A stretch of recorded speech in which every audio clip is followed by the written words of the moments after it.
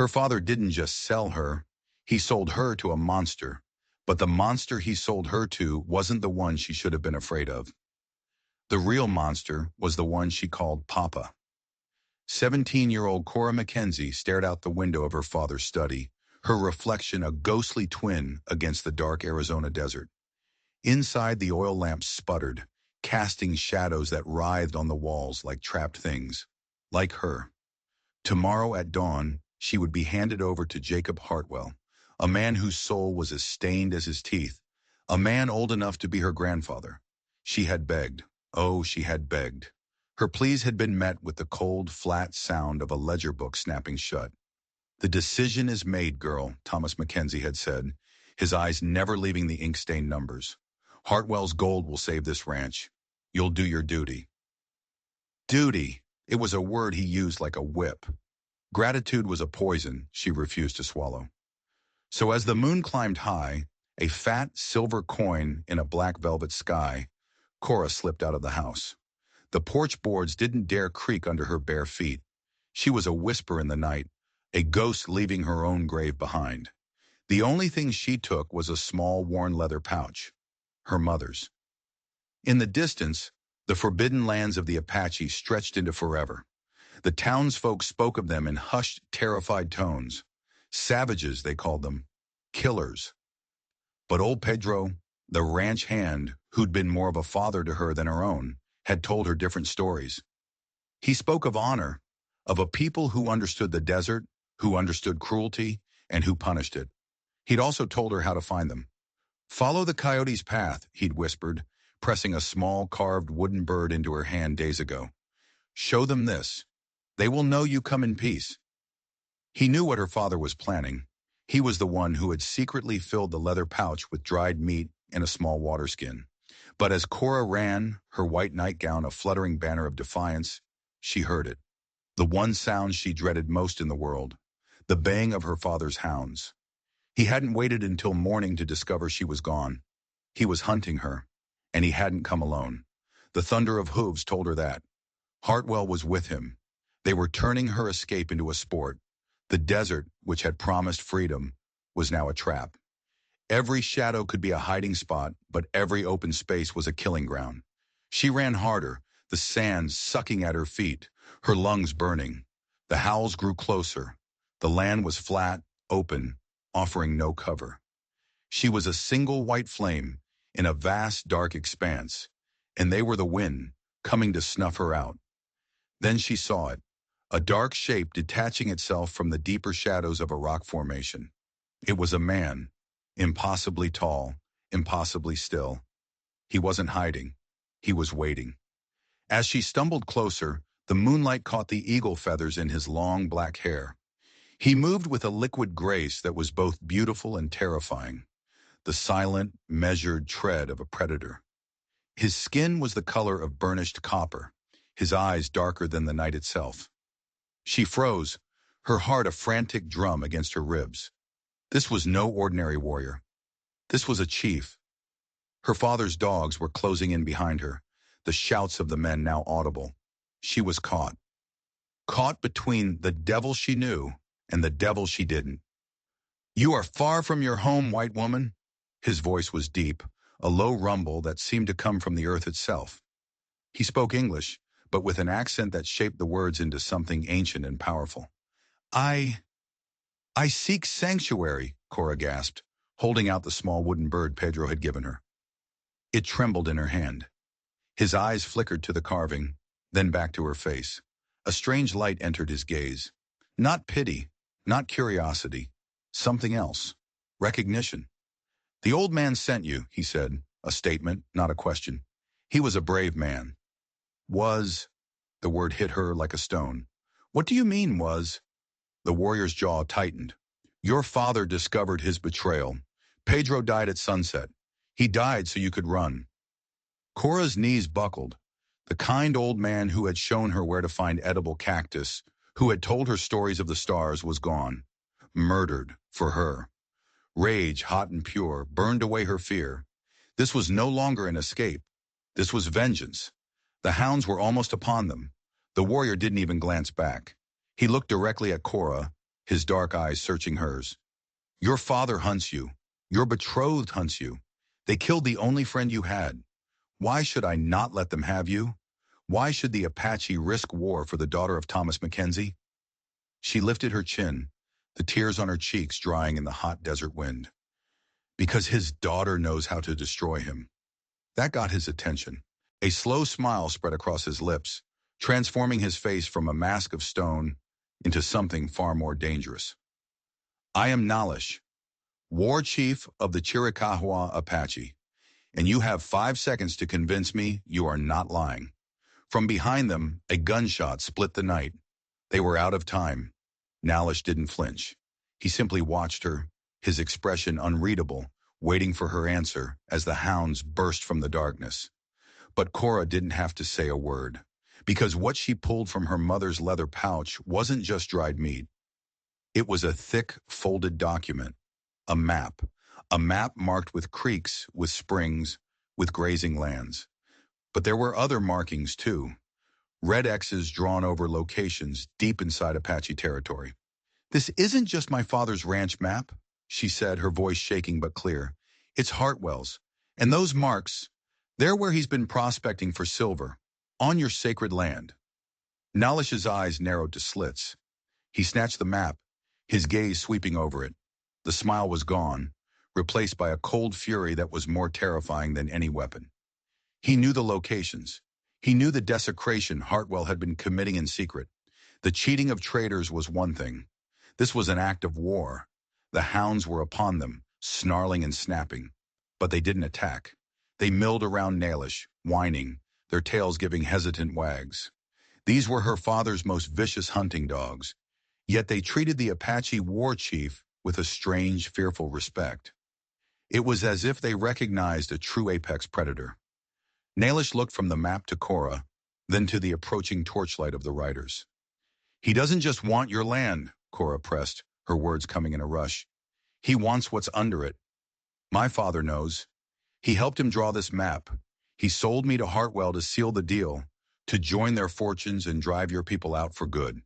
It was a truth she had only pieced together in fragments, from overheard whispers and glimpses of secret meetings.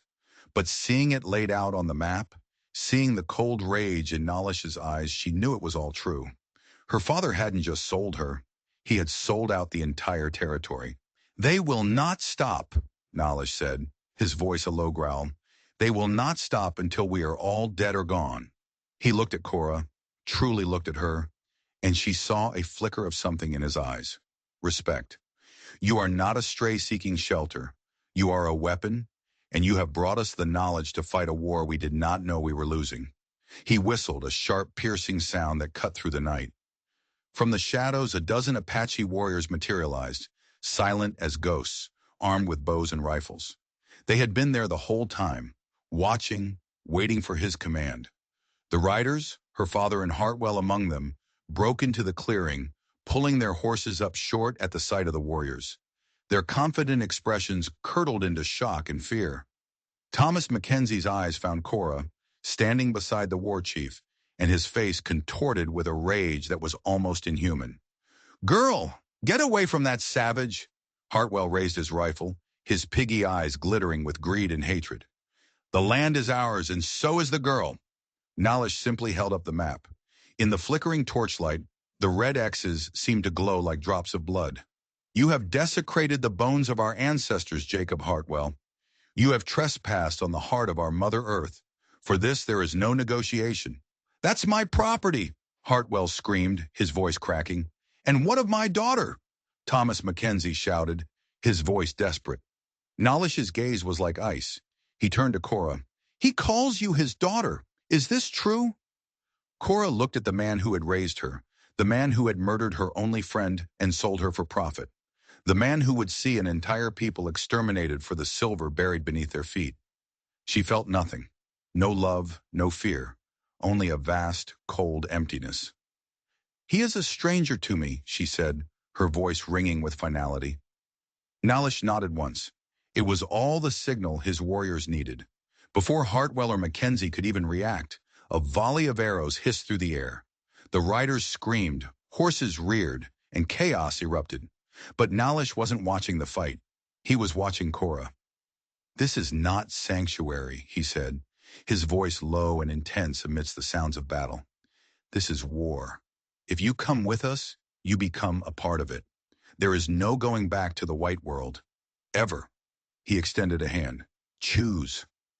Behind him, her old life was dying in a flurry of arrows and screams. Before her, a future of uncertainty, danger, and a chance for justice. She looked at Nalish's outstretched hand, strong and steady, and then at his eyes, which held the promise of a world where she would be valued not for a bride price, but for her fire. She took his hand. It wasn't a surrender. It was an enlistment. The Apache camp was not what she expected. It wasn't a collection of crude huts, but a living, breathing community nestled in a hidden canyon, invisible to the outside world. Wiki-ups, dome-shaped dwellings of brush and hide were scattered amongst ancient rock formations. The air smelled of wood smoke, roasting meat, and the clean, sharp scent of pine.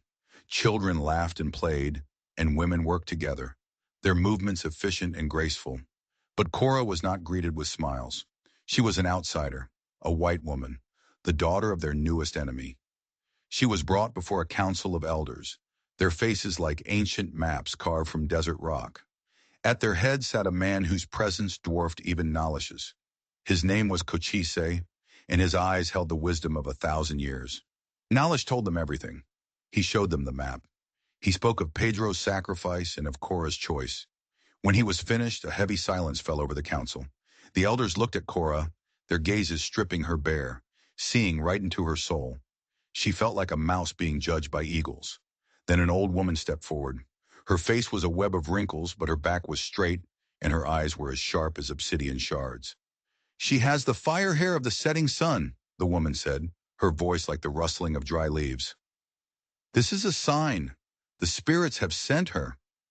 This was Desbar, Nalish's grandmother, a woman whose wisdom was legendary. Another warrior, however, was not convinced. He was younger than Nalish, his face scarred, his eyes filled with a burning resentment. His name was Taza, and his family had been killed by white settlers years ago. "She is the daughter of our enemy," he spat. "A snake sheds its skin, but it is still a snake. This is a trick, a white man's trick." Cochise held up a hand and the camp fell silent. He looked at Korra, his gaze unwavering. "The white man's world values gold. The Apache world values strength. You have shown courage by coming here. But courage is not enough. You must prove you are not a burden. You must prove your heart is Apache." "How?" Korra's voice was barely a whisper. "You will face the trials," Cochise declared. 3 trials to test your body, your mind, and your spirit. Survival, wisdom, courage. If you pass, you will be one of us. If you fail, he did not need to finish the sentence. The desert would claim her. Taza sneered. "She will not last a day." "We shall see," Cochise said. "The trial of survival begins at sunrise. You will go into the desert alone, with nothing. You will find water, food, and shelter.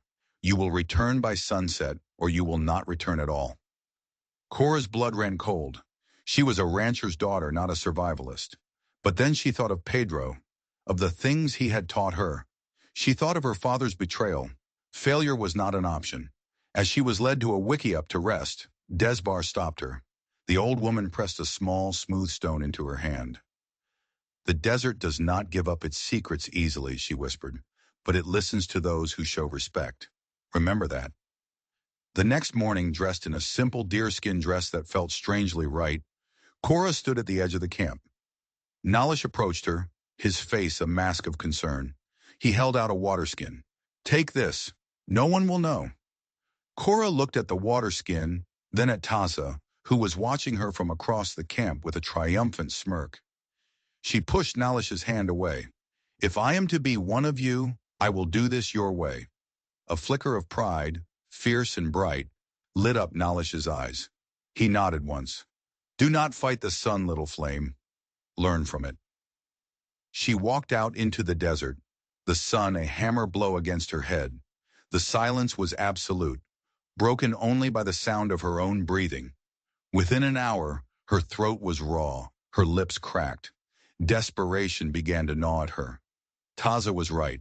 She was going to die out here. But then she remembered Desbar's words. It listens to those who show respect. She stopped fighting the heat. She stopped panicking. She began to observe. She saw a line of ants marching purposefully up a rock face. She followed them.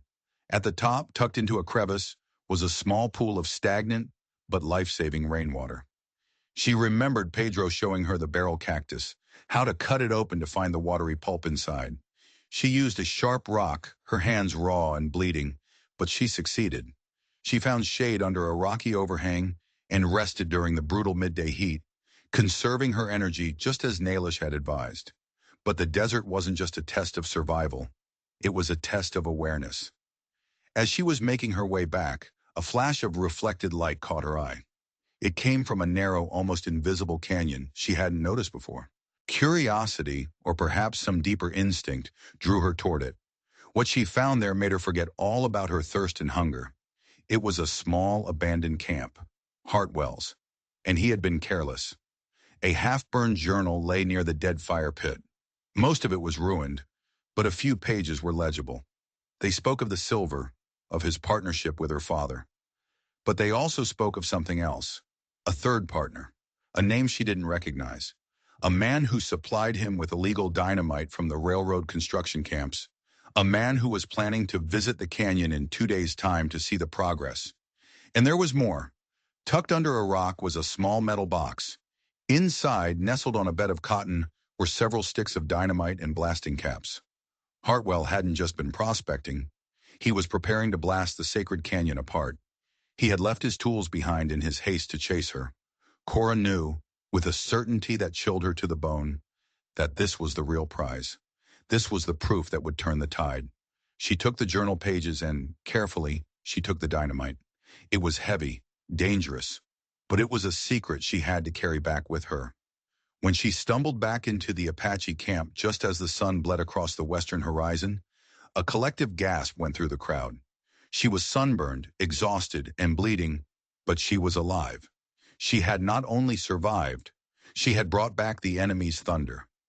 She walked straight to Cochise, laid the dynamite and the journal pages at his feet. Taza's jaw dropped. Nalish looked at her with an intensity that made her heart pound. Hartwell was not just digging, she said, her voice hoarse. He was planning to destroy your holy places, and he has a partner. They are meeting in 2 days. The trial of survival was over. She had passed. But in doing so, she had just started a countdown to a war that would decide the fate of everyone in the canyon. And she was standing right at the center of the explosion. The second trial began immediately. It was not a hypothetical test around a fire, but a real and urgent council of war. The dynamite sat in the center of the circle, a coiled snake promising destruction. The journal pages were passed from hand to hand. The white man's words translated and weighed. The air was thick with tension. "We must attack now," Taza argued, his voice ringing with passion. "We must ride to the canyon and ambush this railroad man. We will wipe them out before they can bring their thunder to our lands." Several of the younger warriors grunted in agreement. It was the Apache way, a swift, decisive strike. But an older elder, his face calm and wise, shook his head. "It is a trap. They expect us to attack. They will have soldiers waiting. The railroad has its own army. We would be riding into a massacre." The council was divided. To attack was to risk everything.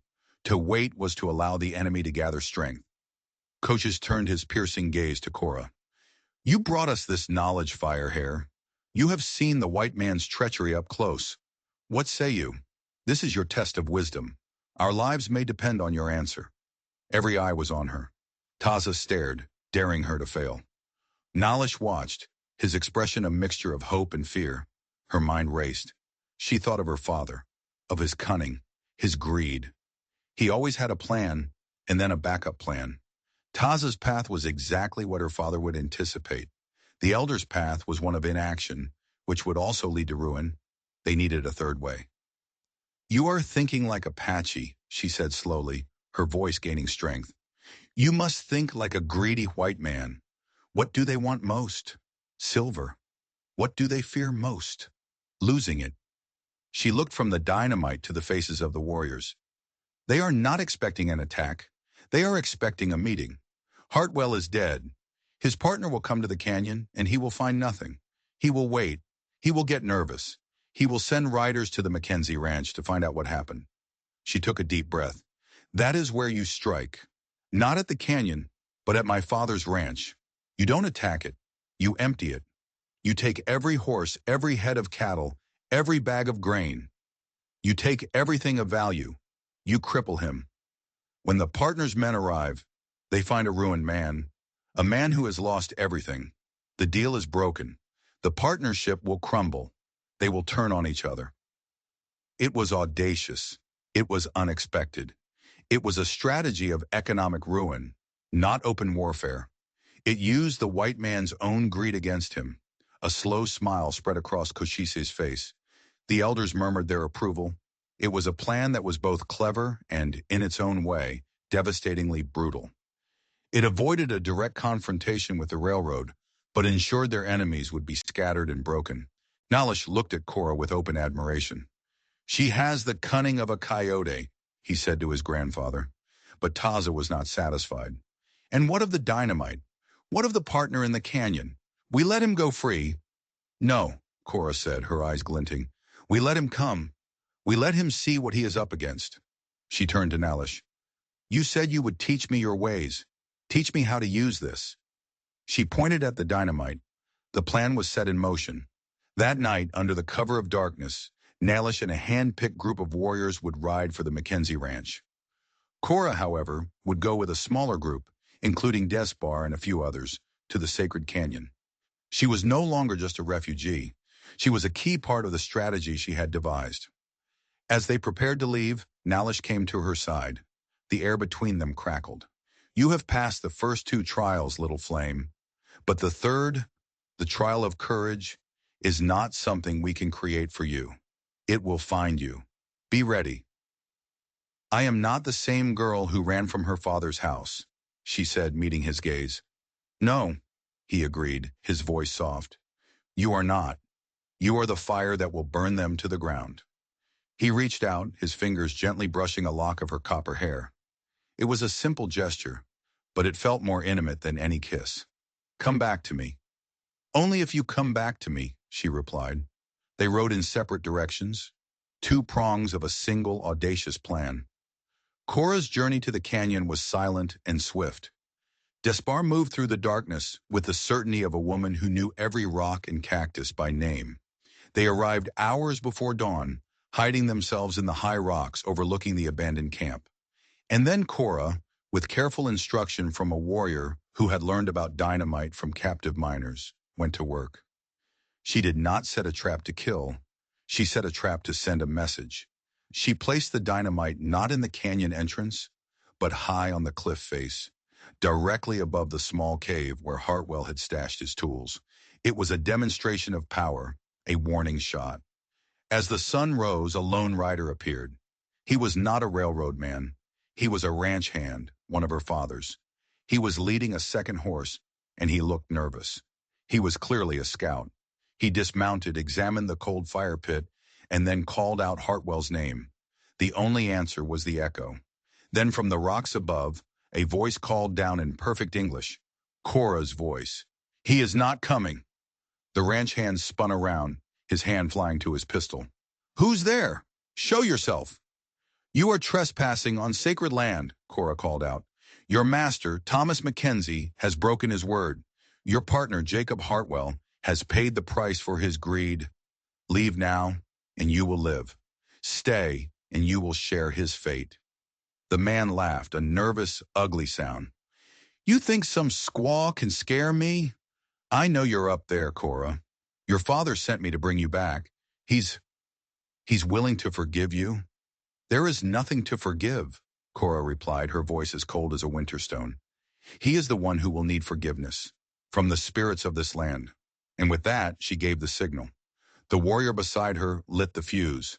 The ranch hand had only a moment to look up before the world exploded. The dynamite didn't just go off. It detonated with a deafening roar that shook the very foundations of the canyon. Rocks and debris rained down, completely sealing the entrance to Hartwell's silver mine. It was a message written in fire and stone. This land is ours. Stay away. The ranch hand screamed in terror, scrambled onto his horse and fled as if the devil himself were on his heels. He didn't even look back. Cora watched him go, her heart pounding. She had not taken a life, but she had wielded the white man's own weapon of destruction against him. She had turned their thunder back on them. Desbar came and stood beside her, placing a wrinkled hand on her shoulder. "The mind is a sharper weapon than the arrow," the old woman said with a nod of approval. "You have passed the second test."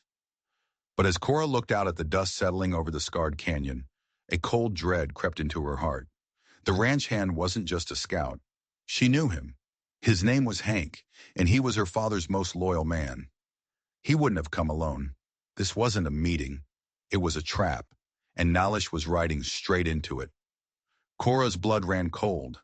Hank wasn't a scout. He was bait. Her father knew she'd figure out the canyon location. He'd sent Hank there knowing he would flee and report back, confirming her location with the Apache. Meanwhile, the main force wouldn't be at the ranch. The ranch was the diversion. They would be waiting in ambush somewhere along the trail, waiting for Nalish's warriors to return, laden with plunder and moving slowly. Her father was smarter than she'd given him credit for. He was using Apache tactics against them. "We have to warn him," Cora said, turning to Desbar. "It's a trap." Desbar's ancient eyes were grim. "The riders are swift. We are on foot. We cannot hope to catch them." "Then we must find a faster path," Cora insisted, her mind racing across the mental map of the territory Pedro had so often described to her.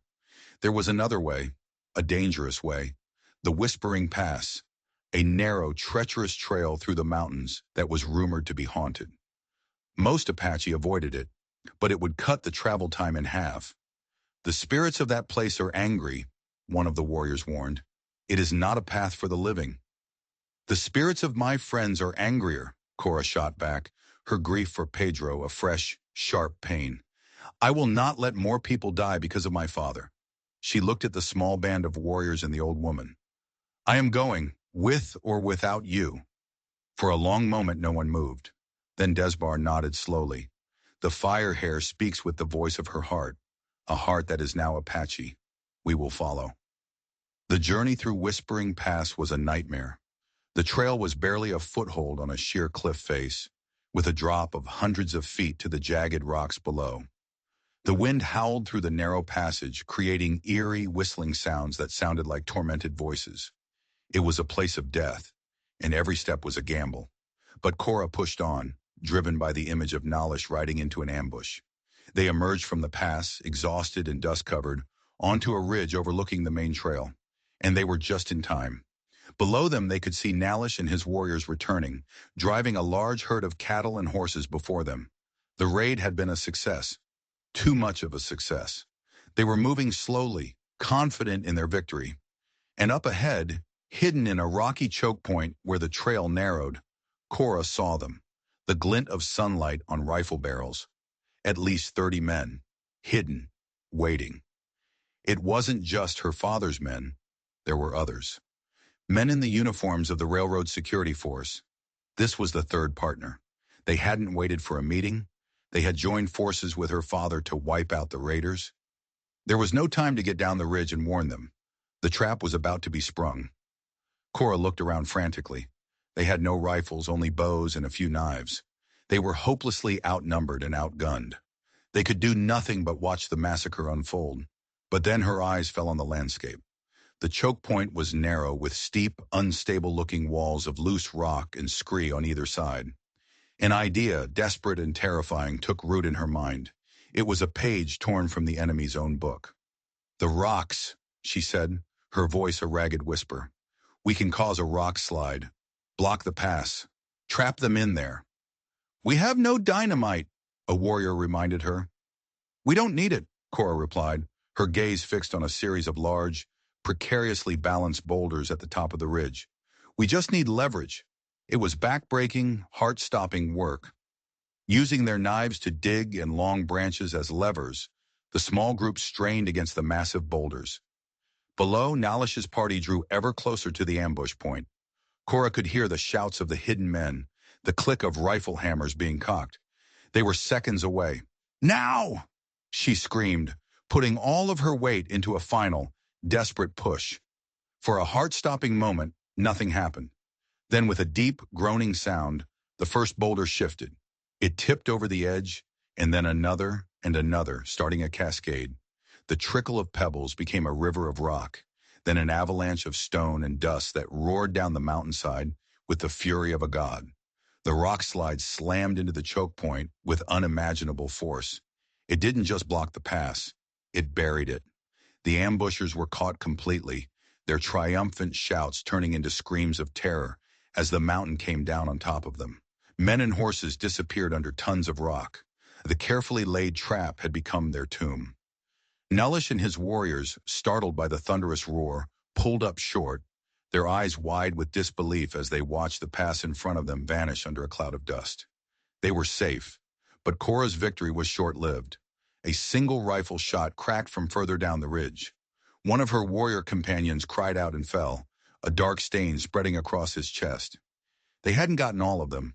A handful of the ambushers had been positioned further back as lookouts, and now they had seen Cora and her small band, silhouetted against the sky. They were trapped on the ridge with a sheer drop on one side and a group of angry, rifle-wielding men advancing on the other.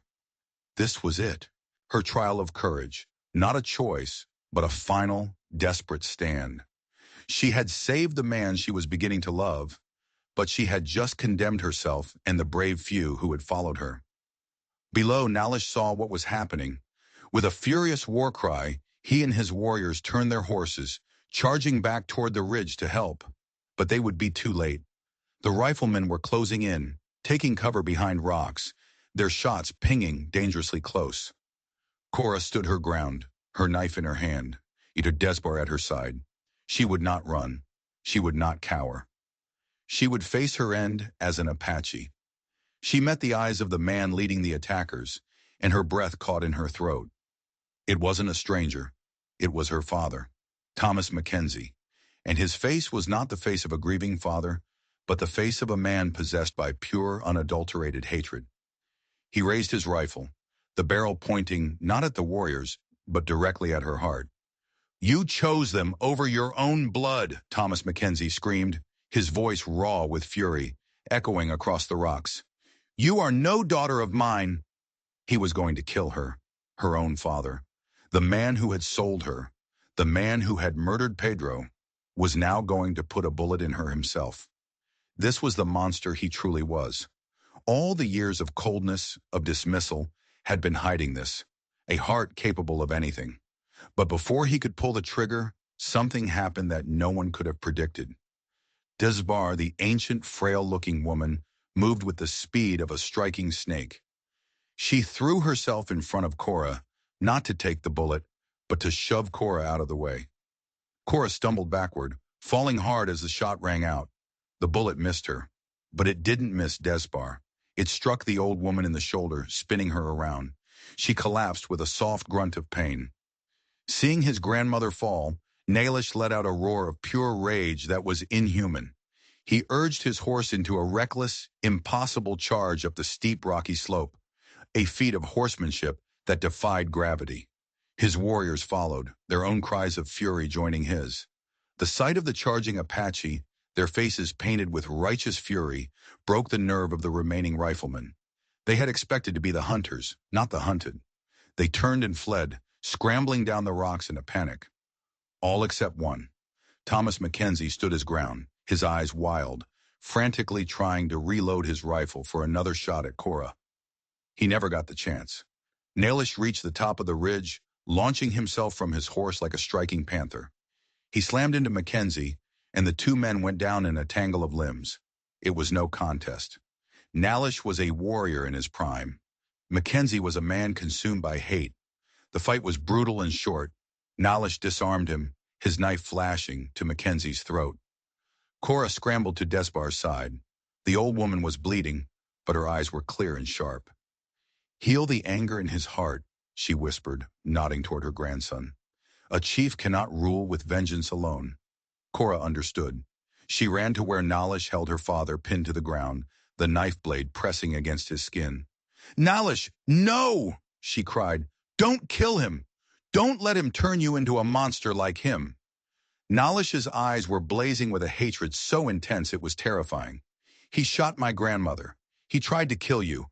He deserves to die." "And he will," Cora said, her voice ringing with a strange authority. "But not by your hand. Not like this. There is a justice worse than death for a man like him." She looked down at her father, who was trembling, not with fear, but with impotent rage. He fears ruin more than anything. He fears being powerless. Let him live with that. Let him live to see everything he built turn to dust. Slowly, agonizingly, Nalish pulled the blade away. The fire in his eyes cooled, replaced by the cold, clear light of reason.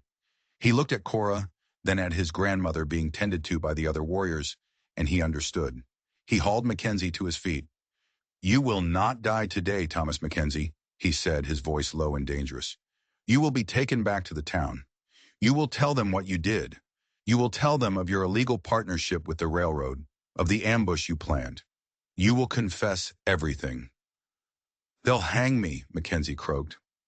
"Perhaps," Nalish said, "or perhaps your powerful friends at the railroad will disown you to save themselves. You will lose your ranch, your name, your wealth. You will be left with nothing but the knowledge that your own daughter, the daughter you cast aside, was the one who brought you down. That will be your prison. Now go." He shoved Mackenzie toward the trail. "Walk." Her father stumbled away, a broken man, defeated not by an arrow or a bullet, but by his own daughter's wisdom. The trial of courage had come, and Cora had faced it. She hadn't fought with a weapon. She had fought with her heart, and she had saved them all, not just from her father, but from the cycle of revenge. As Nalish came to her, his face was filled with an emotion she couldn't quite name. It was more than admiration, more than gratitude. He gently took her hand. "You have passed the third trial," he said softly. "You have the heart of a chief." He looked over at his grandmother, who gave a weak but proud smile. In that moment, surrounded by the dust of the battle she had won, Cora knew she was finally home. The surrender had become a coronation. The aftermath was swift and decisive. Thomas Mackenzie, broken and alone, did exactly as he was told. His confession sent shockwaves through the territory. The railroad company, fearing a scandal and a full-scale war with the now united Apache bands, cut all ties, denied everything, and painted Mackenzie as a lone, crazed operator. Just as Cora had predicted, his partners abandoned him. The ranch was seized by the banks. His name became a curse. He was last seen a penniless drunk, wandering the streets of a town that no longer respected him. It was a justice far more fitting than a quick death. With the threat removed, life in the Apache camp returned to a new kind of normal. Desbar's wound healed, leaving a scar she wore with pride. Tassa, the warrior who had doubted Cora, was now her most vocal supporter, humbled by her wisdom and courage. Cora was no longer the white woman, the outsider. She was simply Cora. A respected voice in the council, a skilled rider, a woman who knew the desert as well as those born to it. 6 months passed. The harsh sun of summer softened into the golden light of autumn. The tribe prepared for a celebration, a wedding that would bind two worlds together. Cora stood beside Nalish, their hands bound by a leather cord adorned with the brightest turquoise and the purest silver. She was no longer Cora Mackenzie. She was Cora of the Chiricahua, wife of the war chief. Cochise performed the ceremony, his voice the sound of the wind through the canyons, speaking the ancient words that made them one. As he spoke, Cora looked out at the faces of her new family. These people, who had every reason to hate her, had welcomed her, tested her, and ultimately accepted her. They had shown her the meaning of loyalty, of community, of belonging. Later that night, as the celebration continued with dancing and feasting, Nalish led her away from the firelight to a quiet cliff overlooking the valley. The stars were a brilliant canopy overhead, so close she felt she could reach out and touch them. "Do you ever miss it?" he asked, his voice a soft murmur in the darkness, his arms wrapping around her waist from behind. "The world you left behind?" Cora leaned back against his solid chest, the warmth of him seeping into her bones. She thought of the cold, silent house, the loveless father, the future that had been a cage. She compared it to this: the open sky, the freedom, the fierce protective love of the man holding her. She placed a hand over her own heart, where a secret, a new life, had just begun to stir. "How can I miss a prison when I have found the whole world?" she answered. She turned in his arms, her green eyes shining in the starlight, reflecting the endless desert sky. "You saved me, Nalish." He shook his head, a gentle smile touching his lips as he kissed her forehead. "We saved each other, little flame. You brought us the truth, and we gave you a home. And our children," he said, his hand coming to rest protectively over hers on her stomach, "will grow up knowing the strength of both." The desert wind whispered around them, carrying the sounds of laughter and music from the camp below. It was a song of survival, of love, of a future forged from the ashes of a hateful past. Cora knew, with a certainty that settled deep in her soul, that her journey had not been an escape, but a return. A return to a home she had never known existed. A return to the person she was always meant to be. What would you have done? When your own father points a gun at your heart, do you let the man you love seek revenge? Or do you find a different kind of justice? Let me know in the comments what you think of Cora's final choice. And think about this. Cora's father was brought down not by an army, but by his own greed and the courage of the daughter he threw away. It makes you wonder how many villains in our own world could be defeated if someone just had the courage to expose the truth. If this story of a woman who refused to be a victim, who found her power in the heart of the desert, resonated with you, I'd be truly honored if you'd subscribe to the channel. We tell stories about the moments that define us, the choices that change everything, and the unexpected heroes who rise from the ashes. Your subscription is more than just a click. It's a signal that these stories of courage matter, and it allows us to keep bringing them to you. Thank you for being a part of this journey. And never forget, sometimes the most powerful weapon isn't a sword, but a story that refuses to be silenced.